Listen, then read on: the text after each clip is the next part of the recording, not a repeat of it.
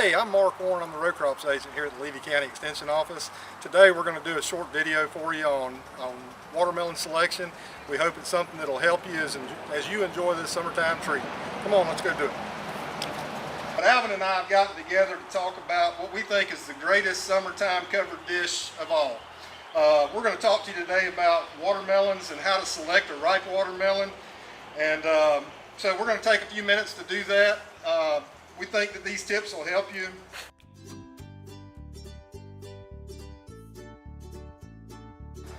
According to the USDA Census of Agriculture, Florida is the #1 producer of watermelons in the nation. According to that same census, Levy County is the top producing county in the state of Florida. So we have decided that we're going to claim on behalf of Levy County watermelon capital. And for that reason, Alvin Wilkerson and I are here today at the Levy County IFAS Extension Office in Bronson to give you a few tips on selecting a ripe watermelon. Alvin, what do you think is the best way to tell whether or not you got a sweet watermelon? Taste, absolutely. And that is the best way. There are some telltale things we can look at to help us, but if a vendor, a display person, retailer has some taste tests set up, that's a great way to make sure that you got a sweet watermelon. We're talking some about shape and how a lot of the seeded melons are more oval in shape, or more of the seedless are more round in shape. One of the things that I like to point out to folks, and we've really got a great system here with our producers. They do a great job growing good melons. They've got a harvest crew that goes out there that really selects the right melon. They go to the packing sheds where they grade them out and look for anything that might be wrong with them and try to get those out. But occasionally a misshapen melon might slip into the bin. And these are immature ones that we picked up just for examples. But what do you think might have gone on here, Mr. Alvin? Probably got dry, or either there was too many on the vine. Right. So environmental stress, just heavy load set on the fruit vine. Sometimes even pollination can be an issue there, can it?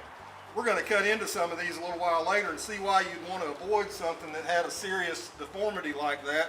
But occasionally, you might come across other things that look like deformities. This is where a vine was actually wrapped across this melon. Odds are that melon on the inside is fine, but so it's not a growth deformity that causes internal problems. It's just a superficial thing that we may or may not try to avoid. We'll talk about the other side of this melon a little bit later.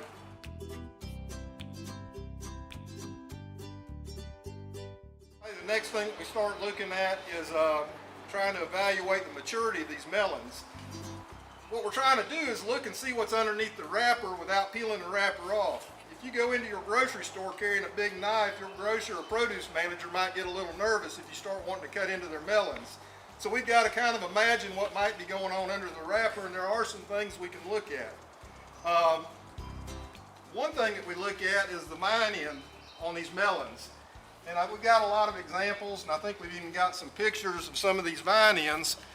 But a real green vine is these melons, once they're harvested off the vine, don't continue to ripen. They stay at where they're at. I'm trying to find another good example of a green vine. So here's a green vine that would show a pretty fresh melon. This melon might be a little green on the inside. The rind might be a little thicker.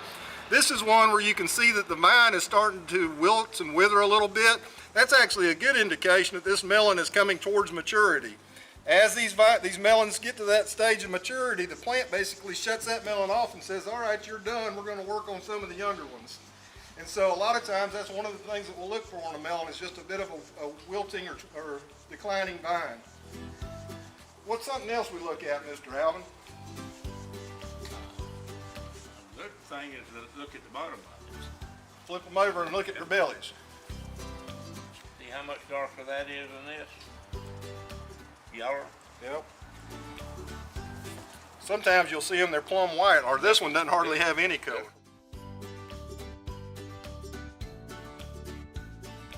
Another time-honored tradition, and I think we need to be sure we include this in there because I don't want you to go out into the retailer looking like a novice. But one of the things that you've got to get good at is melon slapping or thumping. I mean, this is a critical skill that goes way back centuries and centuries, but you've got to start tuning your ear and your touch to what a melon feels like and looks like when it's ripe. And see, this one's got some good reverberation to it. But you will tune your ear and your touch to being able to slap test melons.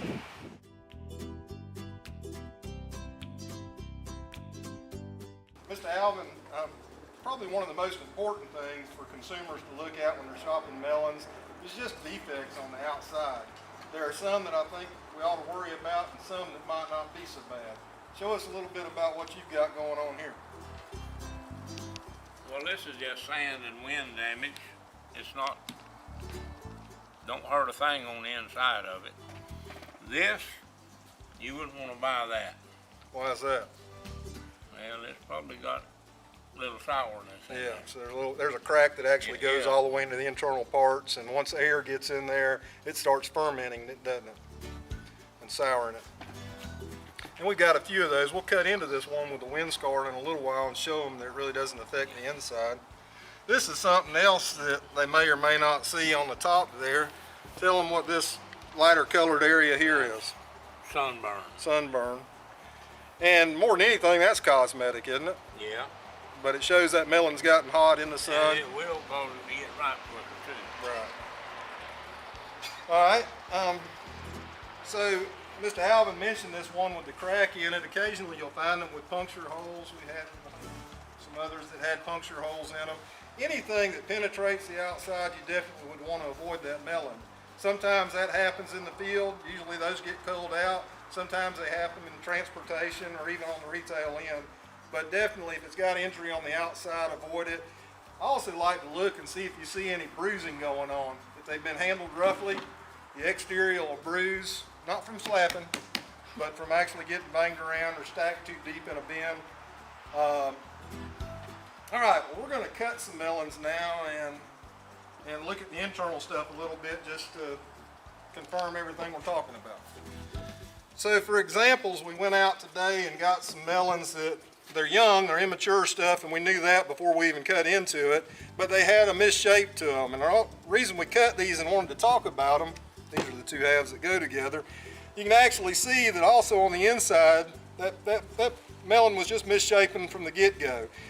Probably, I don't know, it still could have been environmental stress, or it could have been a pollination issue that causes that. A lot of times as that melon matures, these internal defects will actually become more of an issue later in their maturity. So always avoid a misshapen melon. It'll just keep you from getting home and being dissatisfied with what you brought to the house.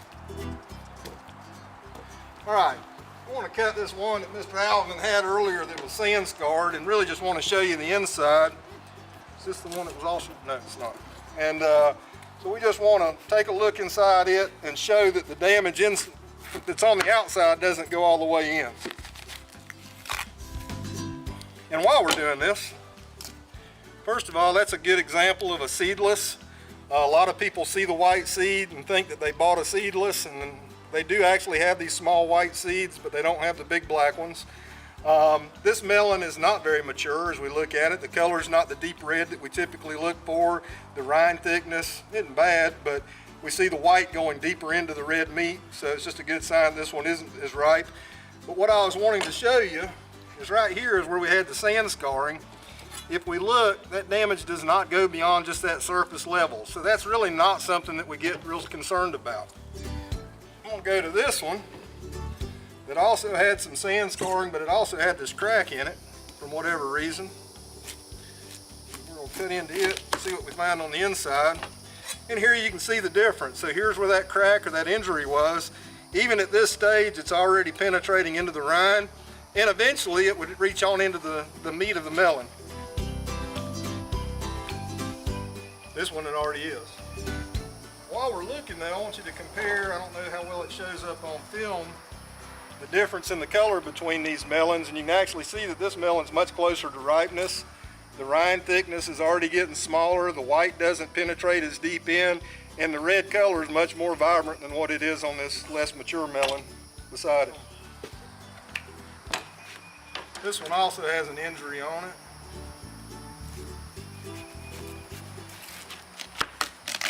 Anyhow, damage is starting to reach inside the rind.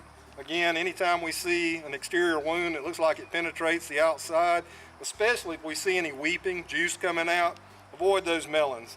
If you smell something that smells sour, like it's starting to ferment.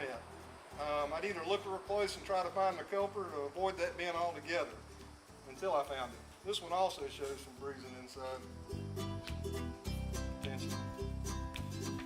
We'll check it, Mr. Alvin, and see how sweet it is.